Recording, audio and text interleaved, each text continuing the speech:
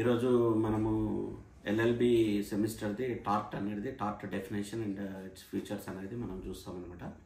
So tart అనేది ఏంటంటే, ఇప్పుడు నేను ఎప్పుడైతే టార్ట్ అనే పదం కొత్తగా విన్నప్పుడు అయితే నాకు కొత్తగా అనిపించింది. ఎందుకంటే టార్ట్ అనేది ఇది కూడా ఒక లానా నాకేం తెలియదు అనమాట, ఏదో స్పెషల్ అన్నట్లు నేను అనుకున్నాను అనమాట.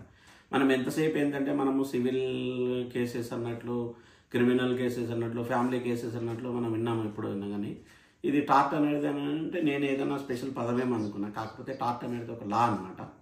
సో ఇది ఒక బ్యూటిఫుల్ లా ఇది యాక్చువల్గా అయితే. సో టార్ట్ డెఫినేషన్కి వచ్చేవరకు ఏంటంటే ఇది ఏంటంటే సివిల్ రాంగ్ అనమాట. సో రాంగ్ అనేది ఈ పదం ఎక్కడి నుంచి వచ్చిందంటే మనకు ఇది ఫ్రెంచ్ పదం నుంచి వచ్చిందండి. ఇది ఫ్రెంచ్ పదంలో ఏమైందంటే, ఫ్రెంచ్లో టార్ట్ అంటే ఏంటంటే రాంగ్ అన్నట్లు అంటారు.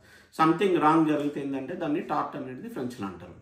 అలాగే మనకు ఇది ఏంటంటే మనకు లాటిన్లో ఏమంటారంటే టార్క్యూ అంటారండి. టార్క్యూ అంటే ఏంటంటే మనకు ట్విస్టెడ్ అన్నట్లు. టార్క్యూ అంటే ట్విస్టెడ్ అంటే నువ్వు ఏదో చేయబోయేసి ఏదో సంథింగ్ రాంగ్ చేస్తే ఏంటంటే మనకు అది టార్క్యూ కిందికి వస్తుంది.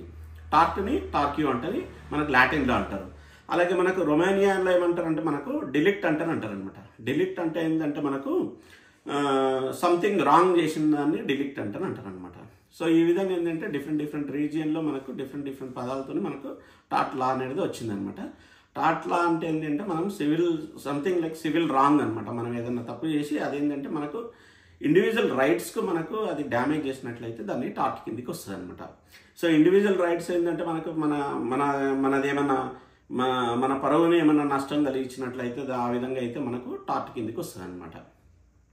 సో దీంట్లో ఏంటంటే మనకు దీనికి సపరేట్ లా అంటే ఏం లేదండి. దీనికి టార్ట్ అంటే పలానా సెక్షన్ ప్రకారం నీకు ఇట్లా ఈ విధంగా జరిగింది, ఆ విధంగా జరిగింది అనేది ఏం లేదు.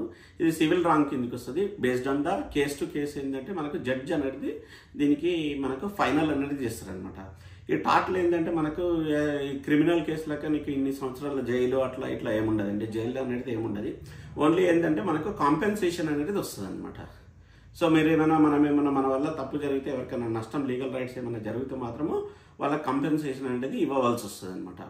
సో దీంట్లో ఏంటంటే మనకు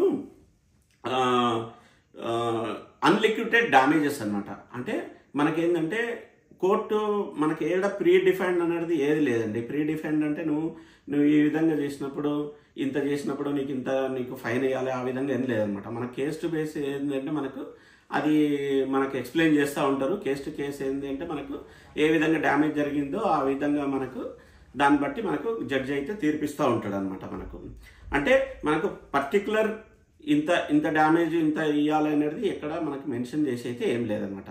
సో ఫస్ట్ థింగ్ ఏంటంటే ఇది సివిల్ రాంగ్, ఇంకోటి రెమెడీ అవైలబుల్, ప్రతిదానికి కంపెన్సేషన్ ఉంటుంది అనమాట. అలాగే మనకు ఏంటంటే అన్లిక్విడెడ్ డ్యామేజెస్. సో టార్ట్లో ఏం కవర్ కాదంటే, ఇప్పుడు మనకు కాంట్రాక్ట్ ఏదైనా బ్రీచ్ అయితే మాత్రం టార్ట్ కిందికి రాదు. అలాగే మనకి ఏంటంటే breach of trust. So trust మనం ఎవరికో మనం ప్రామిస్ చేస్తాము, ఆ ప్రామిస్ మనకు చేయకపోతే అటువంటివన్నీ మనకు టార్ట్ల కిందికి రావన్నమాట. ఇంకోటి ఏంటంటే నీవు బేస్డ్ ఆన్ ద డ్యూటీస్ మనము ఈక్విటబుల్ ఆబ్లిగేషన్స్ అంటారు. అంటే మన డ్యూటీ మనం చేయకపోయినా అటువంటివన్నీ మనకు టార్ట్ కిందికి రావన్నమాట. సో టార్ట్ ఏంటంటే it's a special case. Okay, civil wrong with legal rights. ఒక పర్సన్ యొక్క లీగల్ రైట్స్ డ్యామేజ్ అయినప్పుడు మాత్రం టార్ట్ అనేది వస్తుంది. ఇది ఓవరాల్ టార్ట్ గురించి అండి. సో ఇన్ డెప్త్ ఏంటంటే మనము ముందు టార్ట్ గురించి మనం ఎక్స్ప్లెయిన్ చేస్తాం. మనము ఇది ఏ విధంగా ఒకరొకరికి ఏ విధంగా అప్లికబుల్ అవుతుంది అనేది మనం ఎక్స్ప్లెయిన్ చేస్తాం. అలాగే చిల్డ్రన్స్ గిట ఏ విధంగా ఎఫెక్ట్ అవుతుంది ఆ విధంగా మొత్తం మనం కంప్లీట్ ఎక్స్ప్లెయిన్ చేస్తామండి. అలాగే మా ఛానల్ ఇట్లా సబ్స్క్రైబ్ చేసుకోండి. మాకు అవకాశం ఇచ్చిన ఈ నేటి వార్త ఛానల్ గిట మాకు ధన్యవాదాలు. Thank you friends, thank you so much. Bye.